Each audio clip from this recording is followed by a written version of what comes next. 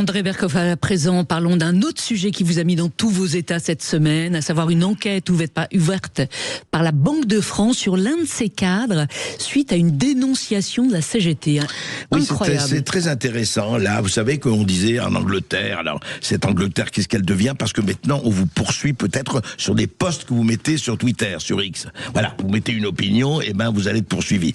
En Angleterre, même la police, quelquefois, vient chez vous. Qu'est-ce qui s'est passé? Alors, le syndicat CGT de la Banque de France a dénoncé l'activité sur LinkedIn d'un membre de la direction donc de la dite Banque de France. Pourquoi? Parce il faisait un like sur les publications de Sarah Knafo et de Mathieu Vallée. Sarah Knafo de Reconquête et Mathieu Vallée du Rassemblement National. Eh bien, dans une lettre ouverte au gouverneur François Villeroy de Galhau, qu'il est encore, mais qui s'en va bientôt, comme vous le savez, la CGT a dénoncé les agissements du directeur général des services à l'économie et du réseau, monsieur Hervé Gonsard. Alors, il a montré des captures d'écran.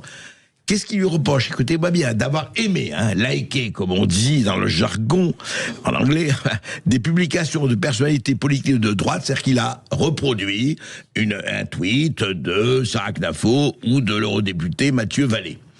Et il a liké en plus, alors horreur et hors des horreurs, un post de la présentatrice de CNews, Christine Kelly, rendant hommage à Napoléon. Mais c'est vrai, qu'est-ce que ça veut dire, on rend hommage à Napoléon? Ben vous êtes un dangereux fasciste. Ou encore une vidéo sur laquelle figure notamment la présidente du collectif Némésis, Alice Cordier, encore une ultra-fasciste de l'extrême droite, etc., etc. Et alors la CGT dit quand même, il appelle pas le syndicat CGT, c'est quand même un syndicat qui a une tradition plus que des signal centenaire. Et on devient ça. On devient dénonciation de contenu d'extrême droite, public, liké, de l'Union européenne, etc. Nous sommes dans une institution d'État. Voilà. Et alors, mardi après-midi, évidemment, le cadre de la Banque de France avait effacé toutes ces publications.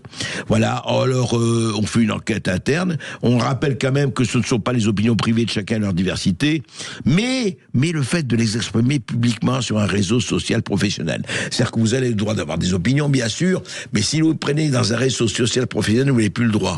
Mais qu'est-ce que ça veut dire? Est-ce que ces gens-là savent encore ce que ça veut dire que la liberté d'expression? Non, ils ne le savent pas. C'est extraordinaire. Mais moi, je serais ravi, et tout le monde, que la CGT donne ses opinions, et c'est très bien.